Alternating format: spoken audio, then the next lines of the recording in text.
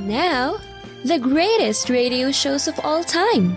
Suspense. The Shadow Node. Washington calling David Harding, counter-spy. Classic radio theater. The Great Gildersleeve. Fibber McGee and Molly. Dragnet.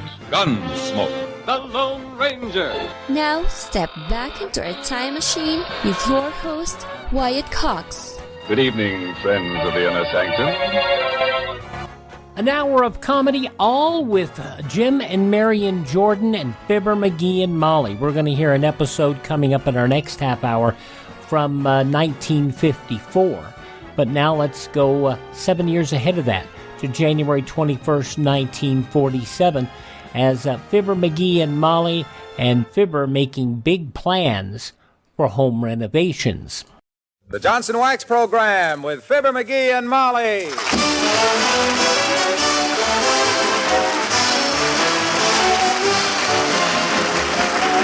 The makers of Johnson's Wax products for home and industry present Fibber McGee and Molly with Bill Thompson, Gail Gordon, Arthur Q. Bryan, and me, Harlow Wilcox. The script is by Don Quinn and Phil Leslie. Music by the King's Men and Billy Mills Orchestra.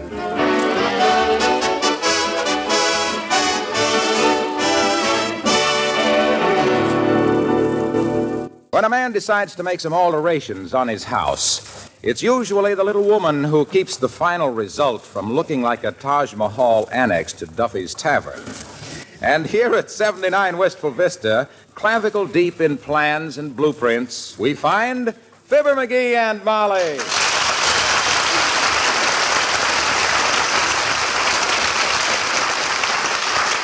Well, now, let me see. Beaver board with a cross beam here and a strut brace there and some beaver board right here next to the beaver board. You're certainly eager with that beaver board, dearie. It's very handy stuff. Without beaver... Hey, who's the best architect in town? Well, search me, but do we have to have the best for a job like this? Isn't that a little like calling in a surgeon from Johns Hopkins to slice the ham for dinner? The best is none too good for me, Tootsie.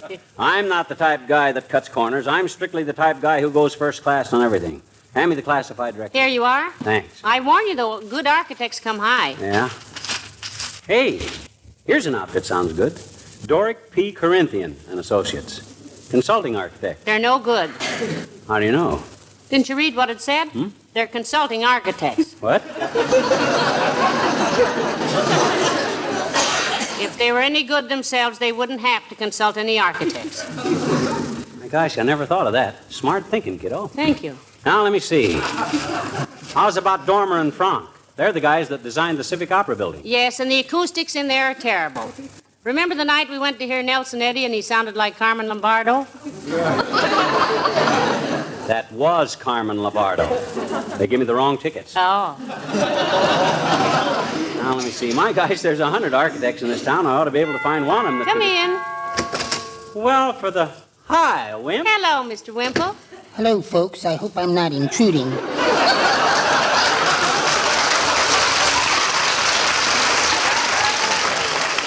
Not at all, Wimp, old man. Not at all. Just trying to get the name of a good architect. Say, Mr. Wimple, who designed your house? Well, I did in a way. Yeah? That is, I laid it out the way I wanted it, and then Sweetie Face laid me out and fixed it the way she wanted it. Sweetie Face, that's my big old wife. Yeah. Yeah, we know. How many rooms, Wimp? Well, Sweetie Face thinks it's 9, but I know it's 10. Yeah? There's a sliding panel off the dining room that leads to a secret room upstairs. Oh. That's where I keep my bird books and things. Your what, Mr. Wimple? My bird books. This is one of my bird books right here. Oh. I'm going bird watching this afternoon. Would you like to join me? No, thanks, Wimp. I got to get in touch with an architect. Mr. Wimple. Yes? I don't want to seem impertinent, but just what is so fascinating about bird watching? It seems to be a very popular hobby. What do you get out of it? It's quite simple, Mrs. McGee. Maybe I'm silly, but I'd rather look at a bird through the lens of a camera than the sights of a shotgun. Oh. I'd rather hear them singing in a meadow than sizzling in a frying pan. Oh. And I happen to think that they're much more beautiful flashing through the trees than lying in the back of a car. No, I think maybe you got something there, Wimp. You can watch birds all day long, and you won't see one with a bomb under his wing. Mm-hmm. When you've seen a little of their courage and devotion to their homes and families, you can understand why it took men so long to learn to fly. Nature didn't trust them with wings.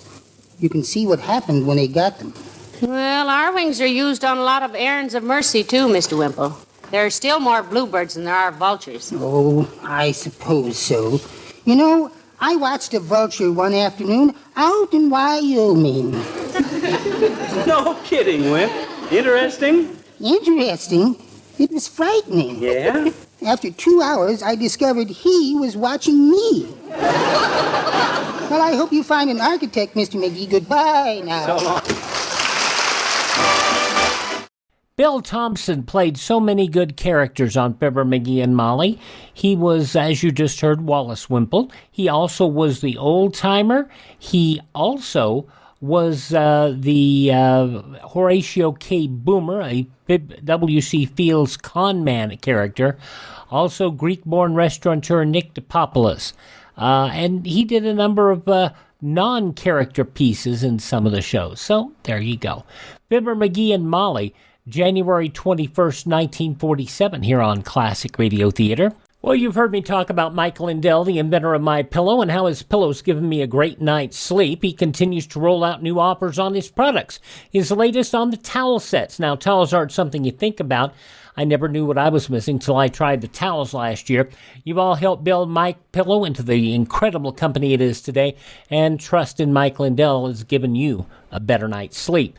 Mike's now changing the game with a 6-piece towel set, USA cotton, extremely absorbent, yet still providing that soft feel you look for in a towel. 2 bath, 2 hand towels, 2 washcloths for a limited time, $39.95 using our promo code USA. It retails for over $100. Remember, all MyPillow products come with a 60-day money-back guarantee. Go to MyPillow.com, click on the Radio Listener Square, use this promo code USA to get this price of $39.99 on the towels, or call 1-800-951-8175. Normally, when a show on Classic Radio Theater has commercials in it, we tend to remove them, just because we don't want to give business to other folks. However, in Fibber McGee and Molly, we always let Harlow Wilcox, the announcer, let him do his Johnson Wax commercials, just simply because they're generally so doggone funny. Let's get back to Fibber McGee and Molly as he continues his search for an architect. January 21st, 1947. McGee, did you call Mrs. Carstairs for the name of her architect? Yeah, and she tried to give me the old razzmatazz, but I know when I'm being kidded. Why, what do you mean? What'd she say? She says the guy that always does her stuff is primarily a naval architect. And I says I thought the design was pretty standard on them, and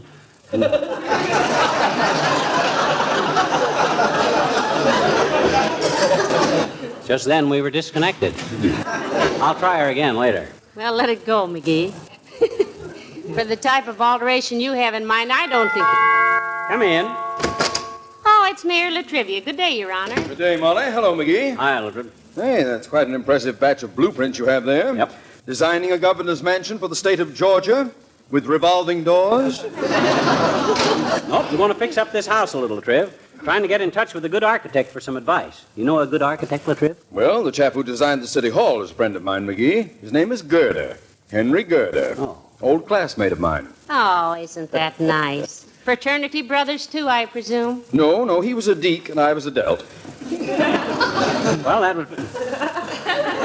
How was that again, Latriv? I said Henry was a deek and I was a delt. Meaning what? Delta Cap Epsilon and Delta Tau Delta. Watch your language in front of my wife, Latrivia. I speak a little Spanish myself, you know. That was not Spanish, that was Greek. They were Greek fraternities. My gosh, no kidding. I always thought Latrivia was kind of an Italian name, but with you being so dark-haired and all, I can see now... Please. I'm not Greek. If you must know... Well, then, how did you get into a Greek fraternity? Yeah. Wasn't that cheating a little, Mr. Mayor? No, it was not. Out of all my brothers, I don't believe there was a single one who would Your even brothers? finish. How many brothers did you have in college? Well, I think there were about 32 active ones. Oh, isn't that wonderful? 32 brothers all going to college together. Boy, oh, boy. I always said that large families... This was not a large family. When I said brothers, I was using the fraternal term. Yeah, but you... My fellow Delts were members of... Now. Take it easy, Latriv. Give it a chance. Why, certainly. I think any family that can send 33 brothers to college at the same time. Say, wait a minute. How can that be? The oldest and the youngest would have to be 33 years apart. Unless they were twins and They were not twins. They weren't my real brothers. Oh, faking it so you could get a reduced rate on the tuition, eh? Well, by George, if the faculty ever knew that all... They were not getting a reduced faculty for the Dukes and the Bells. Would you... Deeks and Boots. Adults. Look, when I said my brothers, I meant my maternity. My freak fraternity. My Greek fraternity. Down the bell, Countess! Alpha, Tuda, Boo, Goofer. You were the one who... It was...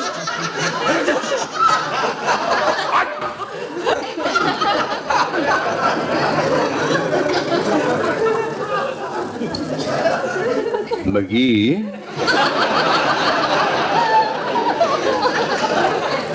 Yes? Did you know that in certain localities, large blueprints like those are used for ponchos? Ponchos? Yes. Yes, the head is thrust through a hole in the middle. But these haven't got a hole in the middle. Well, that's easily fixed, McGee. Try this one for size. Hey, cut that! It's a little loose around the ears, but then you are too. Good day.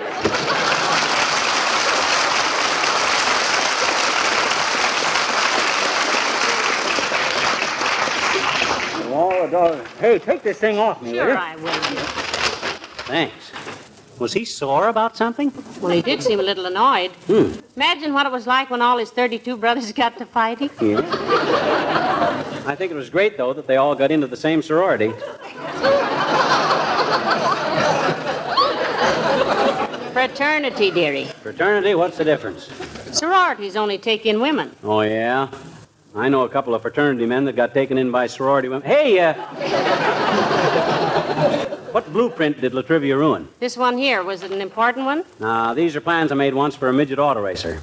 I just added them to the pile to make it look impressive. Hey, I got to get an architect. Now, McGee, all this talk about getting an architect is silly. What do you mean, silly? I like to do business with experts. I got a toothache, I go to a dentist. I need a haircut, I go to a barber. I get foot trouble, I go to a pediatrician. No, dearie. A pediatrician is a baby doctor. I don't care if he's a newborn infant, if he can fix my foot. When I need the services of an architect, by George, I'm... Hello, Molly. Hello, pal. Did I hear you say something about an architect? Yes, I think you did. You know of a good one, Mr. Wilcox? I'll say I do. My brother's an architect. Big Flagstone Wilcox. He's out in Omaha, but I can send him a wire if it's urgent. No, thanks, Junior. This job isn't that important. I merely want some expert advice on a problem that's come up. What kind of buildings does your brother design, Mr. Wilcox? Oh, any kind. He just finished a new public ballroom and a municipal zoo. Turn out okay, kid? Better than anybody expected. He got the blueprints mixed up, and the dance hall has dens for wolves, space for stags, and a cage on the bandstand where they can hold that tiger. Well, he doesn't seem to be exactly the type to do this job for McGee, Mr. Wilcox. All McGee wants is some advice. Yeah, I could handle the whole thing myself, you understand, but why beat my brains out on something that ain't my racket? Slip a good architect a couple of bucks, I say, and get it done right, I says. That's my motto. Hey, how about Frank Lloyd Wright? You mean the Frank Lloyd Wright? The one that dreamed up that fancy building for Johnson's Wax in Racine? The one they bought so much glass for that Libby no longer owing anybody? That's the one, the greatest modern architect in the world. He designs buildings that breathe. Well, we don't... We don't care if this one breathes or not, Mr. Wilcox. In fact, our plumbing snores so loud right now that we don't... Hey, let me wire Mr. Wright. He'll be tickled to death to give you some advice. You said give, Junior? Yes. Is. That's the one I left out a while ago. I thought Frank was strictly lay 50 grand on the line, and I'll tell you what color bricks you can have, man. Well, gee whiz, you're connected with the company, aren't you? In a way. When Mr. Wright learns that you helped sell that Johnson's wax, that famous boon to housekeepers the world over, the product that makes a house look clean, smell clean, and be clean, the Johnson's wax that sneers at dust, laughs at fingerprints, and smiles at housekeepers. Yeah, Mr. Wilcox, we're quite familiar with all that. When Mr. Wright learns that you, too, are interested in Johnson's wax, the polish that protects your belongings against dust and dampness, that guards and beautifies your floors, furniture, woodwork, windowsills, banisters, luggage. And 100 other uses. Imagine me being able to put you in touch with the very man who designed the Johnson Wax Administration Building. Why, it's fate, boy. It's kismet. What's his first name?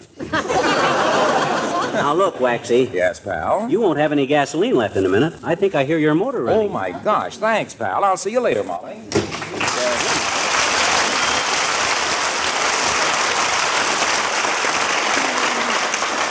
Now, look, McGee, about this architect. For the job you have in mind, why don't you just call... Please, kiddo, please. You don't understand. If this was just any old house, it wouldn't matter. But this is where you live. Oh. My wife. Oh. The girl I married. It's why it's got to be perfect. That's why I say let's not cut corners on this project. Why, dearie, that's beautiful. If you really feel that way about it, go ahead and get the very best architect available. Spare no expense. Oh, hey, now, wait a minute. Let's not go haywire, Snooky. After all, $5 worth of advice is all I really need. The rest is a cinch. All right, Pat, you do it your own way. Okay. I'm going upstairs and comb my hair. You might straighten up that pile of blueprints if you have time. Okay, I will. Ah, there goes a good kid. She could have married any one of 10 fellows with more money and brains than I got. But no, she wanted a guy with charm and personality. After all, what's money? Just a lot of cold metal and dirty paper. Gives you a false set of values. And I could use a false set of values right now. When that architect was going to charge me what... Come in. Hi, mister. Huh? Oh, hi, Teeny. Shut that door. Okay. Gee, mister, what you doing with all the blueprints, huh? What you doing with them? What you, With all the what, sis? Blueprints? I think you mean blueprints. What'd I say? You said blueprints. Oh, pardon me. Yeah, it's okay. Being a kid, you're naturally unfamiliar with blueprints. But in answer to your question of recent date, beg to state in reply that I'm planning a few alterations on this house, Teeny. You don't happen to know a good architect, do you? Well, a good what, mister? Architect. What's an architect? Architect. An architect is... Now, wait a minute. Till I whip up one they can quote in the trade papers. An architect, sis, is a man who spends 15 years studying Europe, learning how to design marble Renaissance railroad stations, and then spends the rest of his life turning out stucco bungalows with chromium furniture and shake roofs that certainly will if they don't put another $1,000 into it.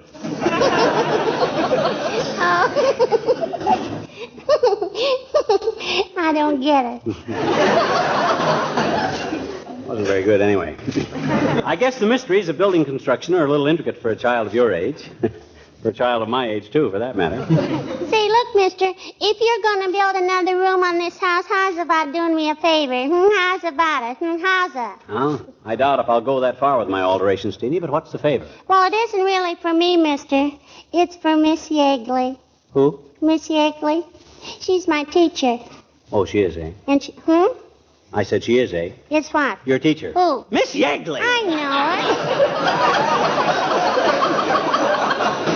it. You don't have to yell at me like that. Okay. What's the favor you want me to do for Miss Yeagley? Well, let her rent the new room from you.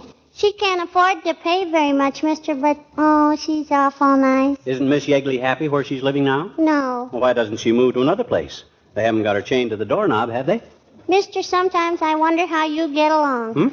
On a teacher's salary, you don't live where you want to. You live where you have to. Yes, I hear. I heard her telling my mom about where she lives. Oh. She says she has to knock icicles off the faucet to brush her teeth. Oh, gee, that sounds very uncomfortable. I bet you it is, I bet you. Yeah. You know, Miss Yeagley told my mama that one of these days she's going to kick the principal just for the joy of getting into hot water. Don't forget, mister, if you build an extra room. Okay.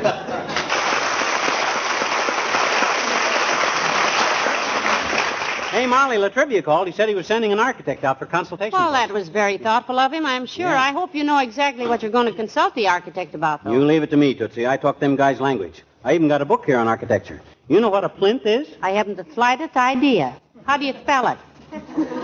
P-L-I-N-T-H. It's the bottom of a statue, or the lowest basis of masonry. Well, for goodness sakes, what'll he think of next? Yeah. I also know what a pediment is. A pediment is... Oh, that must be the architect. Hand me that compass there. I want to look busy with these blueprints. Okay. Come in. Now then, if I insert a couple of mullions supported by a strong back, the stress will be perpendicular to the horizontal which... What the devil is this nonsense? Doctor, is that you? Yes. If you hadn't been so involved putting on that corny act there, you'd have known who it was. He thought you were an architect, Doctor. Well, he'll never fool an architect with that kind of sheep's dip. Personally, I don't know an Etruscan temple from a Quonset hut, but I could spot Egghead for a phony as far as I could hear him. Oh, yeah? Well, for your information, Blood Count, I've learned more about architecture just from reading in the last 2 days than you've learned about medicine in your whole murdering career. Oh, now, McGee, that's a pretty strong statement. Dr. Gamble is a very eminent member of the medical profession, you know. Thank you. Guilty as charged. Eminent my clavicle. I wouldn't trust him to remove the warts from a dill pickle. He couldn't diagnose a case of ginger ale if it was dripping down his vest. Gotta tell you, Doc Gamble, that's Arthur Q. Bryan. And, you gotta know him a little more, because not only did he do this, he was the creator and innovator and inventor of Elmer Fudd. I'm Wyatt Cox. More of Fibber McGee and Molly when Classic Radio Theater continues in a moment. So here's the choice. Some people say the USA is finished. It's evil, a has-been, full of hate and injustice. The U.S. Constitution should be trashed and the Bill of Rights abolished. No free speech, no gun ownership. Competition and free markets are bad. We're all too stupid. For our own good, the government must own everything and know all your secrets. Other people say that America has created the freest, richest, happiest, most generous society that has ever existed in the world. That's why millions of people are desperate to come here and escape their brutal lives in Cuba, Venezuela, North Korea, and 100 other countries. In America, we have the right to succeed, the right to our own living, the right to have a family, the right to believe in God, the right to have our own ideas, the right to be safe and secure, and the right to be left alone. Where do you stand? Help us save the Constitution and restore the American dream. Go to SaveMyFreedom.com. Brought to you by the American Media Council.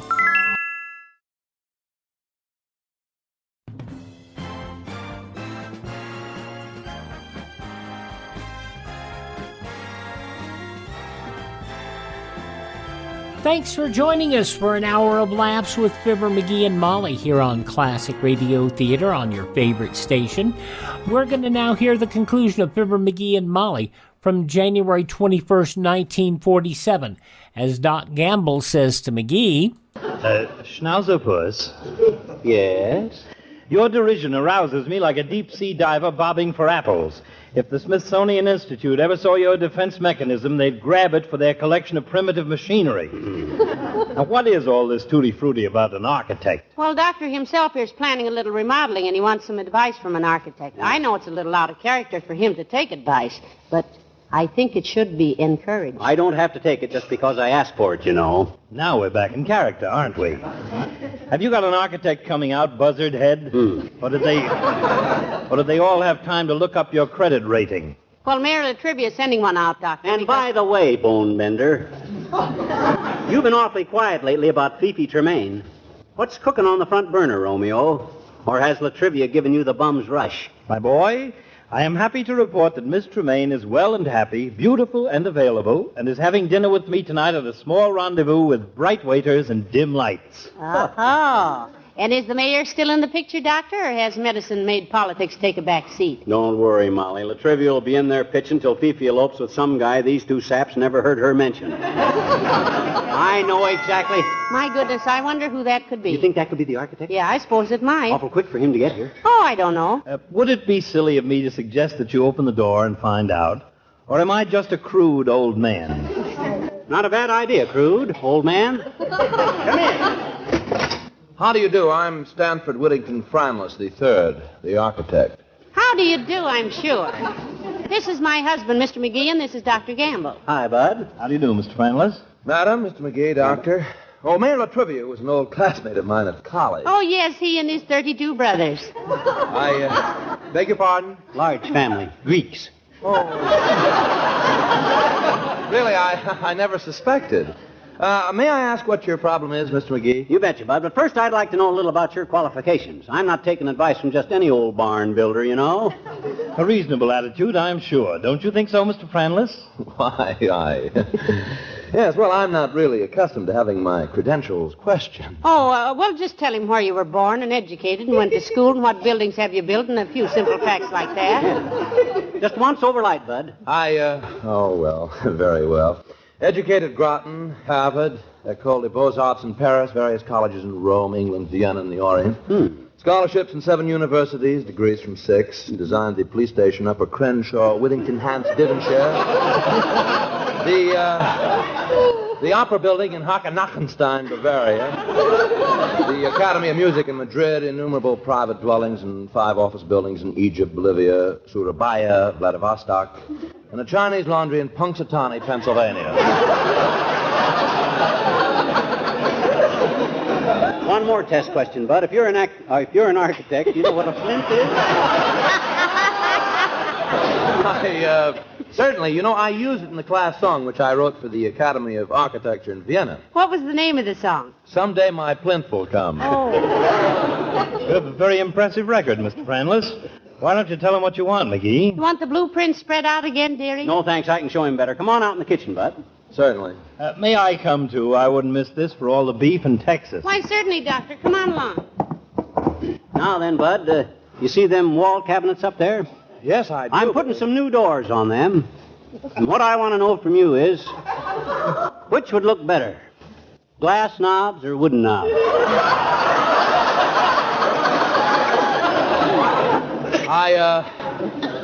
May I ask one question? What is it, Mr. Franlis? Does Mayor Latrivia wear a bulletproof vest?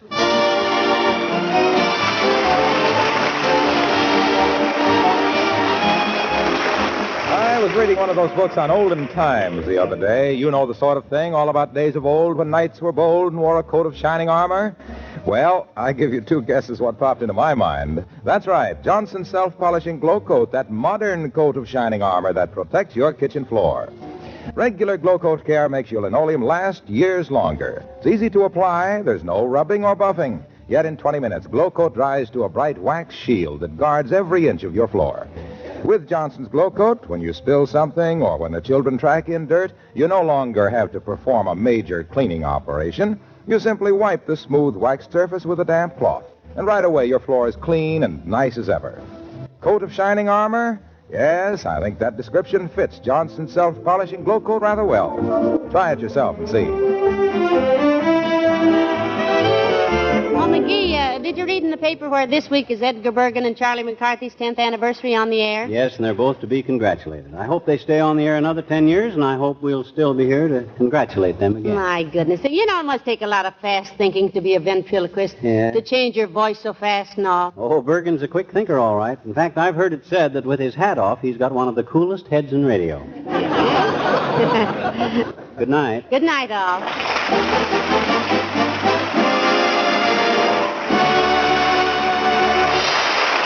This is Harlow Wilcox speaking for the makers of Johnson's Wax Products for Home and Industry, inviting you to be with us again next Tuesday night. Good night.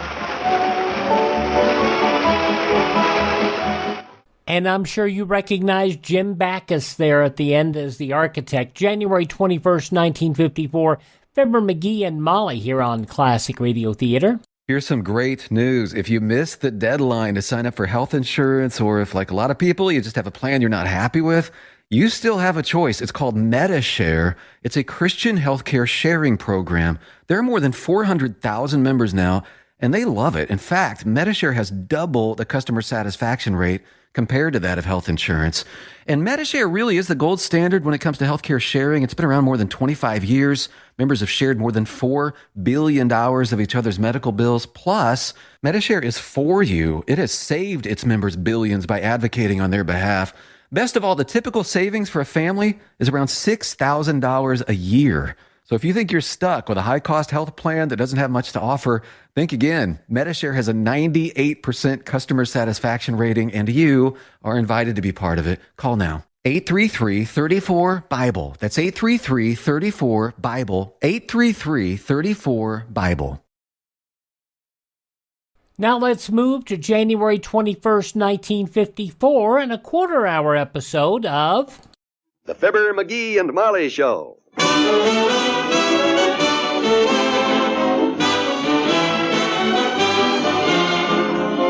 Every weekday at this time, NBC brings you Fibber McGee and Molly transcribed. The show is written by Phil Leslie and Ralph Goodman and directed by Max Hutton.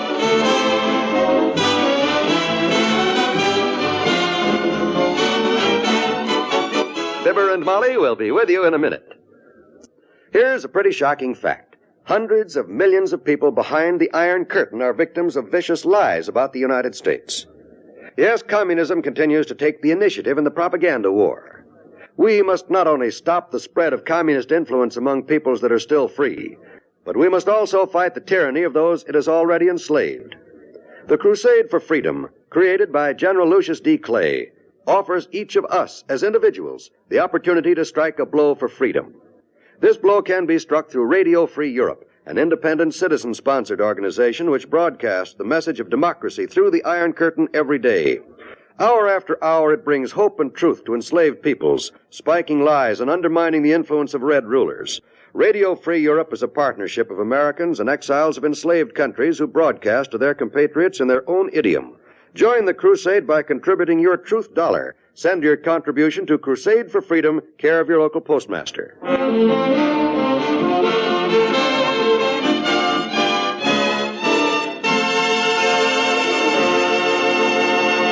Reams of copy have been written, mostly by men, about the joys and delights of a good cigar.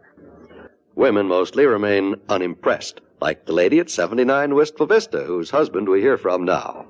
Ah, just look at that, Molly. Feast your eyes on it. Ain't that a beautiful cigar? What's beautiful about it? Well, the color, for one thing. Sort of combines the soft, gleaming beauty of old walnut with the gentle overtones of a Florida tan. Oh, my. And the fragrance.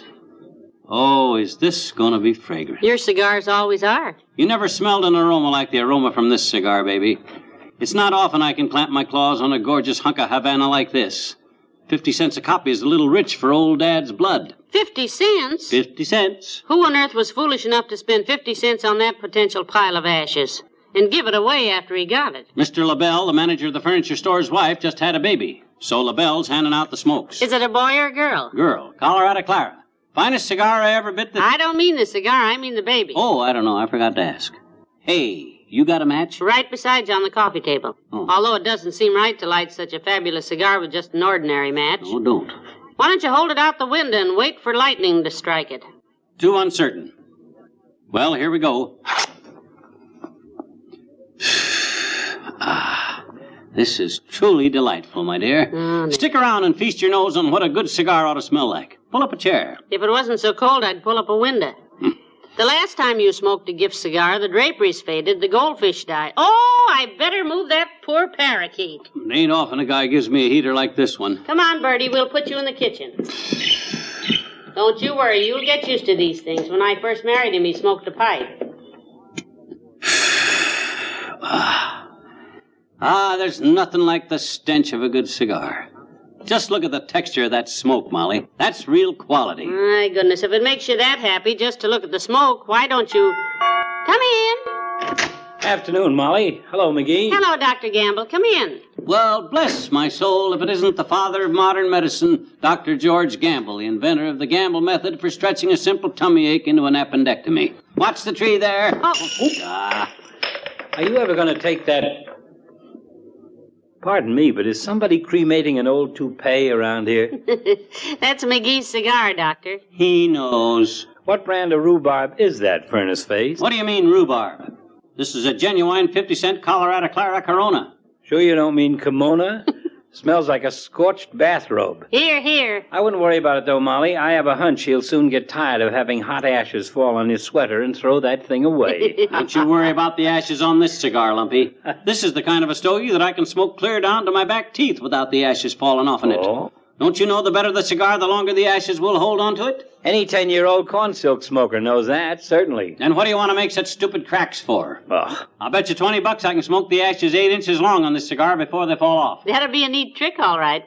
The cigar wasn't over 6 inches long to start with. Yeah, it's an even neater trick when you consider that little Noisy hasn't seen $20 in 40 years. Oh, is that... I'll bet you $5 then. $5 I can smoke the cigar till the ashes are at least 3 inches long without falling off. You made a bet, Pigeon. Let's see your $5. Show him $5, Molly. Huh. Well, here goes your next month's allowance, dearie. Don't come begging me for 50 cents to go see Roy Rogers. All right, Fatso, it's a bet. $5, 3 inches of ashes. You hold our bets, Molly. Right, Doctor. I'll drop by later and pick up the money. We'll see who picks up what money. This'll be the pleasantest bet I ever won. Yeah, I'll see you later, Sonny. And don't let anything jar those ashes loose. Why, that rat. That dirty double-crosser. Did you hear him slam that door? Trying to make me jump and knock these ashes off. I'll show him who knows a good cigar when it's given to me, and I'll win that bet.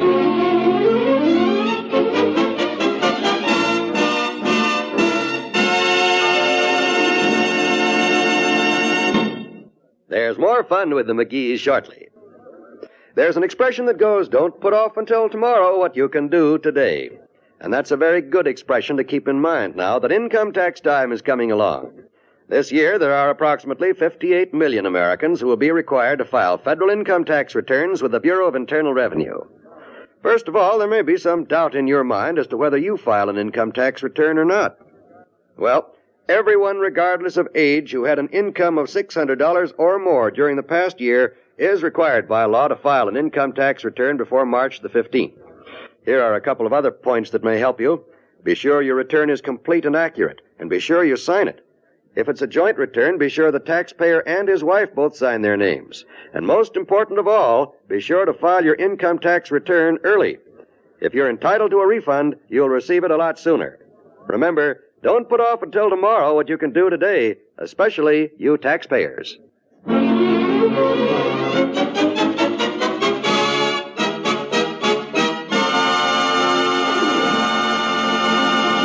Ah, what a cigar. Look at them ashes. Must be a full inch long already. Let me see, 1 inch out of 3, that's a third. A third of $5 is 3 and 5 and 2 to carry. That's 2 and 3 goes 5, 2 and 3. Shucks, I should have made the bet for $6. Oh, you back, Molly? Yes, I was just over at Mabel Toops's, dearie.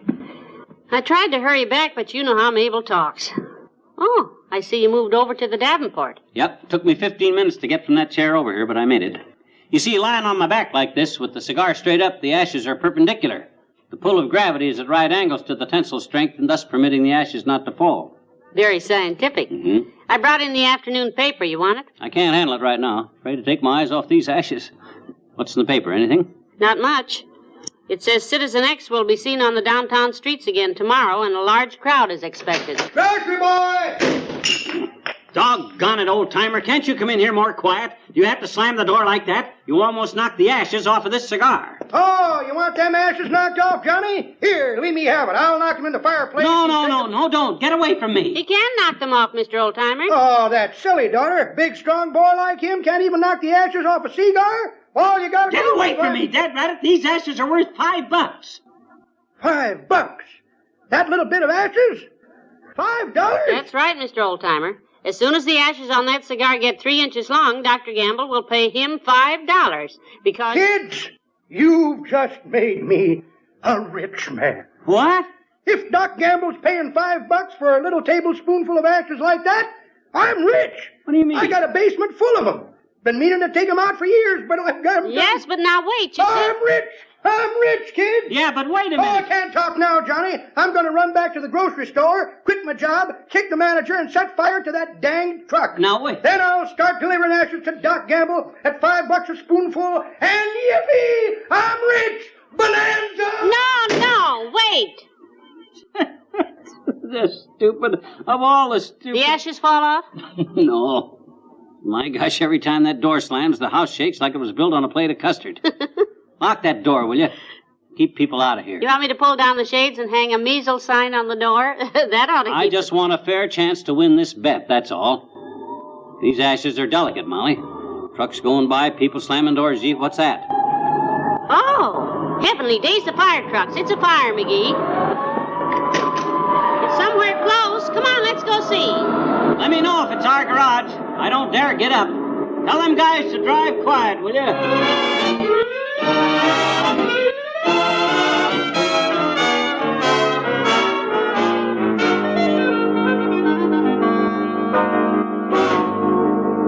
What a great cigar.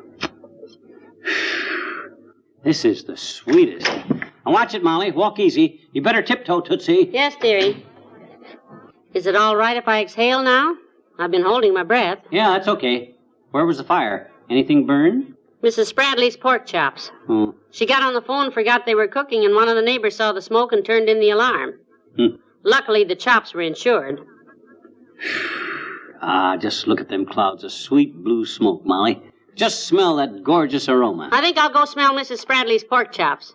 Frankly, I'll be glad when... Hey, I did it. Look, kiddo. I got it made. Call Doc Gamble, quick. Look at them ashes. 3 inches long. Wonderful. What a cigar. I told old Wiseacre I'd smoke this cigar. Come in. But quietly. I'd have been here sooner to collect my bet, McGee, but I... Well, for Pete's sake. Look at that. Looks like you lose your bet, Doctor. He did it all right. I'll say I did. Look at that long puss, Molly. McGee, I didn't think it was possible. No. Pick up the marbles, Sonny. You win. And knock those ashes off before they fall on your face and smother you. I'll knock 'em off when I get ready to, Fatso. And hereafter, don't tell me I don't know a good cigar when it's given to me. Knock the ashes off now, dearie. They'll fall all over the divan. I'll knock 'em off later. I'm enjoying the cigar. Here, give me that butt. I'll knock 'em in the ashtray for you. And No. Let go of that cigar, Doc. You don't do... Oh! Heavenly days. Now you got them all over everything. You two. What's the matter, Doctor? Look at that cigar, Molly. What's that sticking out of the end of it? Looks like a hairpin. Oh, well, what do you know? Who'd ever thought of finding a hairpin stuck in a cigar? A 50-cent cigar, too. My goodness, they ought to be more careful. Now, look out, Doc. Now, you get your hands off of me. Look, you stuck a hairpin in that cigar to hold those ashes That's just on. a gag, Doc. Look out now. Now, let me up now. You double-crossing... You cheated, too. You slammed the door. Look out now.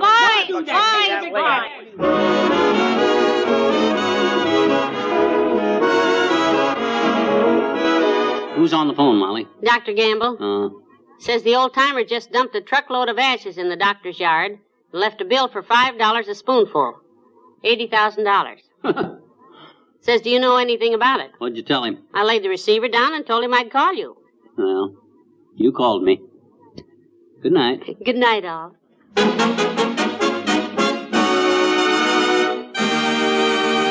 NBC has brought you the Fibber McGee and Molly program, transcribed with Bill Thompson as the old-timer and Arthur Q. Bryan as Dr. Gamble. This is John Wald inviting you to be with us again tomorrow night for another visit with Fibber McGee and Molly. You know, McGee's always up to something. January 21st, 1954, Fibber McGee and Molly here on Classic Radio Theater. Thanks for making us part of your day. Would you please note our website, classicradio.stream. There you can get our social media contact information. You can contact me just through an email form. You can also hear our shows on demand and learn more about building your own classic radio collection. And don't forget, if you miss a day on this station, you do not have to miss a single show. Just search through iHeartRadio, Spotify, Spreaker, Apple Podcast, Google Podcast. All you have to do is search for Classic Radio Theater with Wyatt Cox. That is Classic Radio Theater with Wyatt Cox. My name is essential to make sure you get the right podcast, don't you know? And please thank this station and support their advertisers. Their kindness and courtesy allows us to be here on your favorite station. And tell all your friends the great radio shows are right here at this spot on the dial. Classic Radio Theater on your favorite station.